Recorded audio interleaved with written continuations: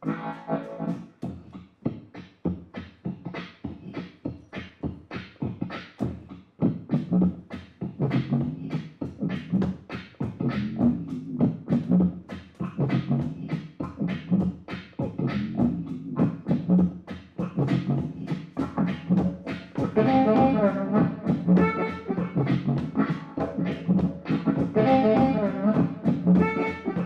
to have you back here to Winnipeg, Son of Dave, and you know, just sitting here listening. Let's hold hands. Okay. Okay.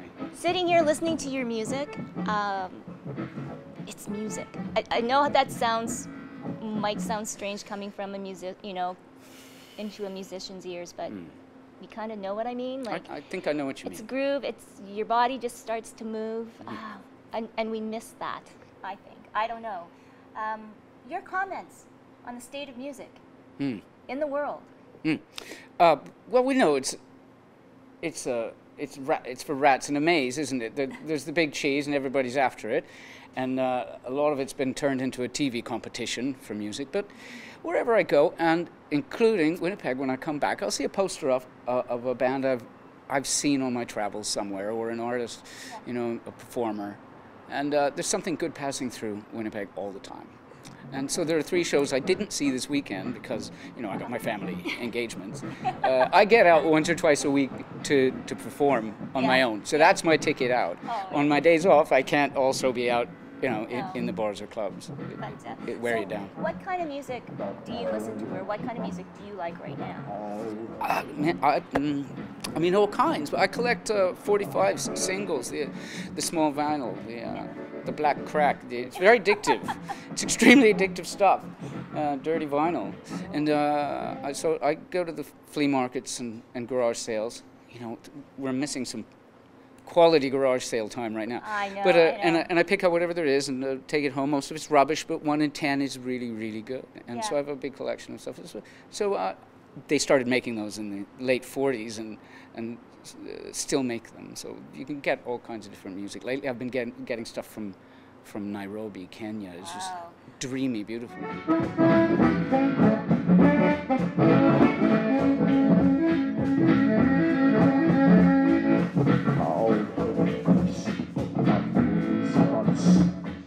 I know we seem like we're in a small oasis here in Winnipeg. You're born and raised here, so you do have family here, but you know what? Your home is in England. It's been there for 23 years. I've been over there.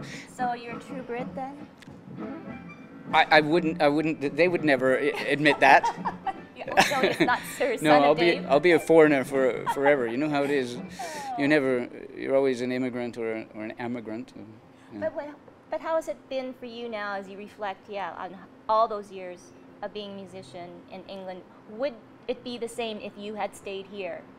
I don't know. I think there's certainly something about the competition to the place that drove me to be a one-man band and slug it out. But had I stayed in Canada, I would have found my feet doing something. Sure. Well, I don't know what. I think there might be some validation in what you do, because there's a certain young man from England that is making millions being a one-man band, and that's Ed Sheeran. And I mean, we're amazed when he comes to concerts, but wow, seeing you too, I mean, it truly is amazing. So it does have some pluses and some minuses when a said computer glitch can happen, but I mean, you roll with the punches. You're mentioning my computer glitch. That was only no. It was only a sound check. It's sure to be fine. Yes, no, but sound check. But I mean, is that the new way? Do you think of music, or do you see more music? Yeah, you see a lot of that, ladies and gentlemen, live in concert. My laptop.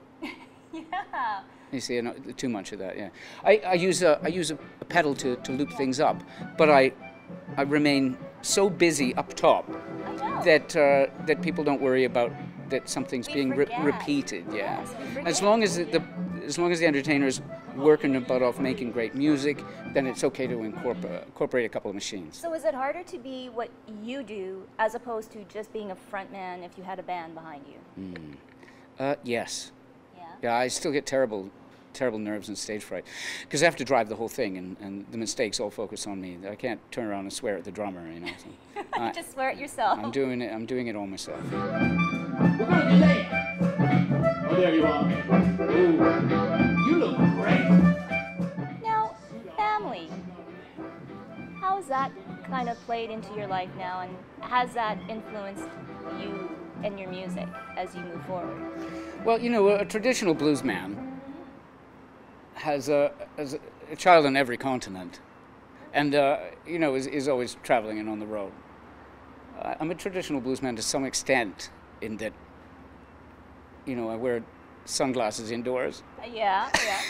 and cheesy synthetic suits. Well, And I play harmonica for a living. How much more genuine does it get? But in that respect, I'm a bit of a maverick in that I don't abandon my children. I stay with them. That's a good dad. That's a good parent. Yeah. So, Yeah. Life you know, lessons. I've got family, and I like to come back and visit family. We try to keep that stuff going. It's difficult. Hey, someone's always playing favorites. Wow. Hey, you didn't visit me this year. Oh, wow. Sorry. And is there always like, oh, my dad is famous, kind of? Oh, my dad is famous. I'm making my dad famous. Oh, yes, you are, son of Dave.